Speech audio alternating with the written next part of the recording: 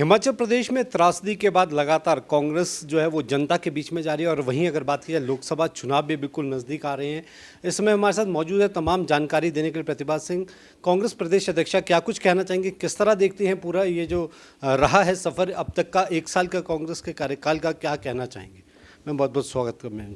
धन्यवाद। मैम जानना चाहेंगे 1 साल का कार्यकाल पूर्ण होने जा रहा है, किस तरह देखते हैं? त्रासदी भी रही है और इसमें भी काफ़ी अच्छी भूमिका रही है। देखिए, हमने कांग्रेस पार्टी ने जो जो बातें लोगों से की थी चुनाव के दौरान, और उसके बाद में हमने मैनिफेस्टो में भी कई बातें लोगों से उनको वायदा भी किया था कि हमारी सरकार आएगी तो हम इन बातों को पूरा करेंगे। पर आप जानते हैं कि त्रासदी हिमाचल प्रदेश में आई, वो भारी नुकसान हिमाचल प्रदेश को जिसका सामना करना पड़ा, उसकी वजह से बहुत क्षति हुई। और हमें आशा थी कि माननीय प्रधानमंत्री जी हमारी बात को सुनेंगे, हमारे दुख तकलीफ़ को देखेंगे और हमें कुछ ना कुछ राहत देंगे। और हम बार बार उनसे ये आग्रह करते रहे। मैंने ये सभी सांसदों से भी आग्रह किया था कि हम सब इकट्ठे होकर प्रधानमंत्री जी से मिलते हैं, उनको इस नुकसान के बारे में थोड़ा जानकारी देते हैं और जो उन्होंने हिमाचल प्रदेश की अपेक्षा है उसके मुताबिक वो कुछ धनराशि हमको दें ताकि हम तुरंत उस काम को शुरू करें। उनकी तरफ से मुझे कोई जवाब नहीं आया और अंततः क्योंकि वो पार्लियामेंट सेशन था तो मैंने प्रधानमंत्री जी से इसमें मांगा, उन्होंने टाइम दिया और मैंने भी उनको इन बातों से अवगत कराया, उनको बताया कि हिमाचल प्रदेश में भारी नुकसान हुआ है और आप इसे अपना दूसरा घर मानते हैं, तो परंतु आप जहाँ तक मदद की बात है आप हिमाचल प्रदेश की मदद नहीं कर रहे।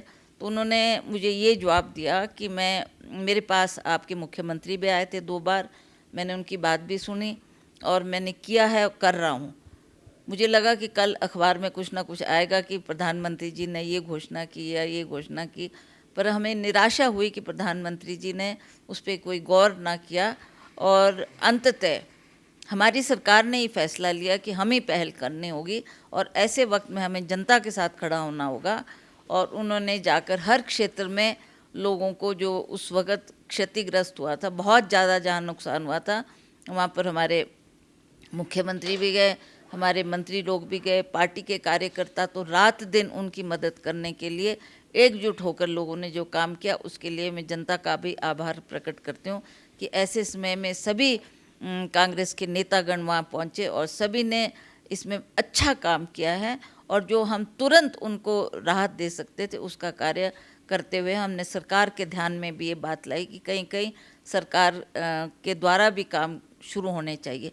और माननीय मुख्यमंत्री ने भी कई क्षेत्रों का दौरा भी किया और उन्होंने तुरंत जो ये कहा कि मैं जिनके मकान टूट गए उनको भी 7 लाख रुपए दूंगा और जो क्षतिग्रस्त हुए उसमें भी धनराशि मिलेगी, जिनकी भूमि चली गई भूमि देने की भी उन्होंने बात की। तो ये काम हमने किया, उसमें भी काफ़ी समय लग गया क्योंकि ये एक क्षेत्र में नहीं है, पूरे हिमाचल प्रदेश में ये त्रासदी हुई थी। तो उसकी भरपाई करने के लिए कांग्रेस की सरकार ने अच्छा काम किया, जिसके लिए मैं सरकार को बहुत बहुत बधाई देती हूँ। हालांकि सरकार ने अच्छा काम किया, क्या लगता है आपको, क्या कारण रहे होंगे कि जो है केंद्र में बीजेपी है, स्टेट में कांग्रेस है, क्या ये खामियाजा प्रदेश की जनता को भुगतना पड़ा? क्योंकि अगर बात की जाए जिस तरह से केदारनाथ में जो है आर्थिक राहत पैकेज दिया गया था, अगर भुज की बात की जाए, कच्छ की, गुजरात की, तो वहाँ पर भी दिया था। तो क्या लगता है?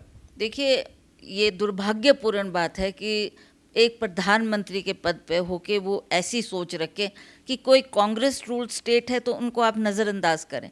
That is wrong.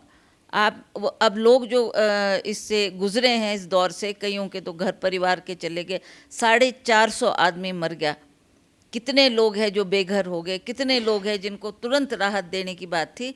तो सभी लोग देख रहे थे कि कितनी बड़ी त्रासदी है और हमने आंकड़े भी दिए प्रधानमंत्री जी से, हमें आशा थी कि वो हमारी मदद करेंगे। पर ये नहीं पता कि क्या कारण रहा। मुझे लगता है कि because we are Congress ruled state, तो थोड़ा उन्होंने हमको इस वजह से नज़रअंदाज किया होगा। मैम चुनावों की बात की जाए, 5 राज्यों के चुनाव हैं, किस तरह देखती हैं आप 5 राज्यों के चुनाव? और अगर स्टार प्रचारकों की बात की जाए तो क्या आप भी राजस्थान या अन्य राज्यों में जाएंगे? देखिए, जहाँ तक ये 5 स्टेट्स की बात है, यहाँ पर भी लोगों के दिल में बहुत रोष है और कम से कम हमारी पूरे देश में 30 पार्टियाँ इकट्ठी होकर उन्होंने कहा है कि हम इस बात की मुखालफत करते हैं जो प्रधानमंत्री जी का रवैया है, जिस तरीके से वो बात कर रहे हैं, जिस तरीके से वो हमारे को नज़रअंदाज कर रहे हैं, तो they all have got together and they से कि हम इकट्ठे होकर अब नए नेतृत्व को देश में देना चाहते हैं, उसके लिए सभी काम कर रहे हैं।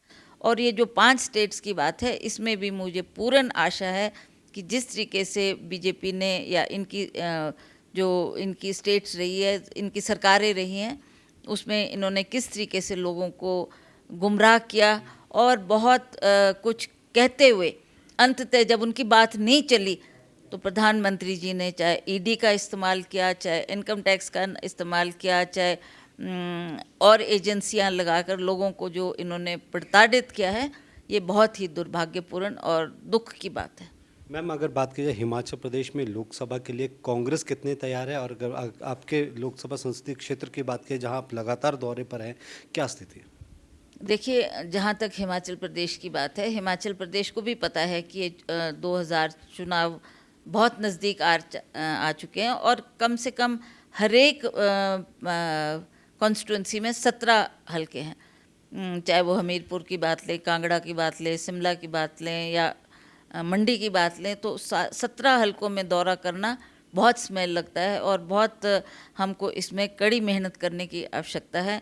जहाँ तक मंडी की बात है, मैं खुद हर एक क्षेत्र का दौरा करके आई हूँ। जो ये त्रासदी हुई है उससे भी मैं लोगों से मिली, लोगों से मैंने उनकी जो दुख तकलीफ़ थी वो सुनकर उसका समाधान करने का प्रयास किया और हमें पूर्ण विश्वास है कि हम ये जो 24 के चुनाव बहुत नज़दीक आ रहे हैं, उसमें हम अवश्य सफलता हासिल करेंगे। मैम, लोकसभा चुनावों की अगर राष्ट्रीय स्तर पर बात की जाए तो इंडिया का गठबंधन किस तरह से देखती हैं आप, और क्या लगता है कि आने वाले समय में परिवर्तन देखने को मिलेगा? देखिए, मैं आपको बोल ही रही हूँ कि इसमें कम से कम 30 पार्टियाँ इकट्ठी हुई। इसकी शुरुआत कब हुई थी? जब राहुल गांधी जी को इन्होंने लोकसभा से बाहर किया और उस वक़्त भी हमने पार्लियामेंट में इसका धरना दिया।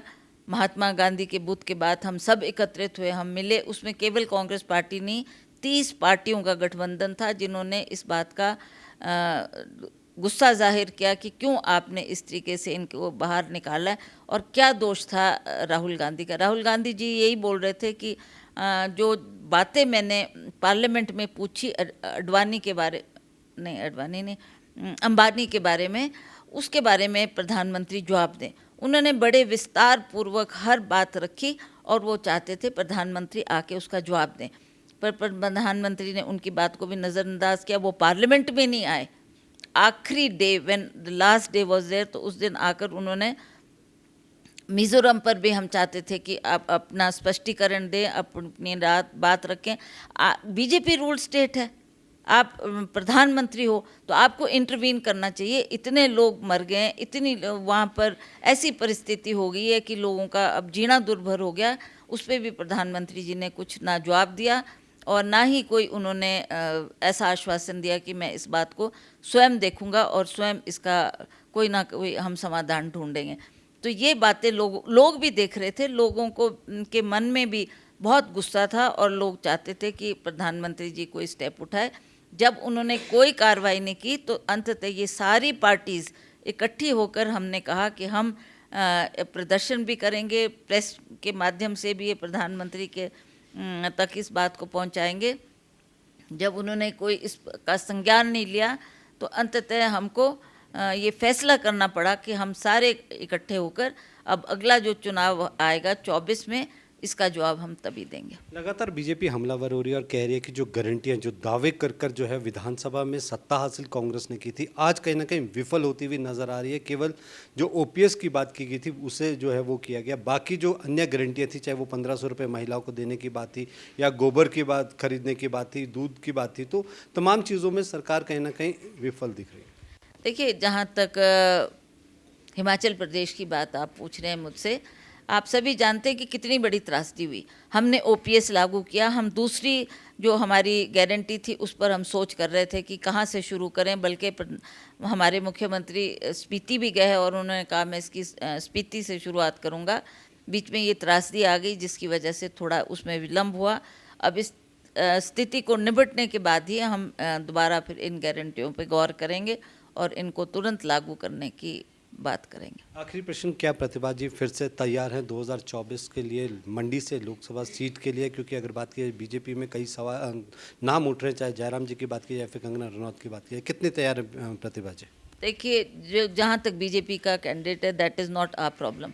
जहाँ तक कांग्रेस की बात है, कांग्रेस हाईकमांड क्या फैसला करती है, किसको टिकट देती है, that is up to them. अगर वो मुझे कहेंगे तो मैं उसके लिए तैयार हूँ, मैं काम कर ही रही हूँ। अगर वो किसी और को भी उनके ध्यान में कोई और नाम हो तो उसके ऊपर भी जो फैसला होगा, हम सब मिलकर कांग्रेस के प्रत्याशियों को जुटाने का भरसक प्रयास करेंगे। बहुत बहुत धन्यवाद प्रतिभा जी। तो ये थे प्रतिभा सिंह, जिन्होंने साफ तौर पे कहा है कि त्रासदी के बाद भी जो है वो सरकार लगातार जनता के दरबार जाकर जनता की हर मुश्किलों को हल करने के लिए लगी हुई है। और जिस तरह से लोकसभा चुनावों की बात की या फिर अन्य 5 राज्यों के चुनावों की बात की है, तो उन्होंने साफ तौर पे कहा है कि मोदी मैजिक से पूरा देश परेशान है और आने वाले समय में निश्चित तौर पे एक बदलाव देखने को मिलेगा। वही बदलाव हिमाचल में भी जो है वो दिख सकता है, क्योंकि जिस तरह से लोकसभा चुनावों की बात की है तो लगातार कांग्रेस तैयारियों में जुटी हुई है। मैं अपने सहयोगी पुष्पिंदर चौधरी के साथ सुनील परमार, MH1 न्यूज़, शिमला।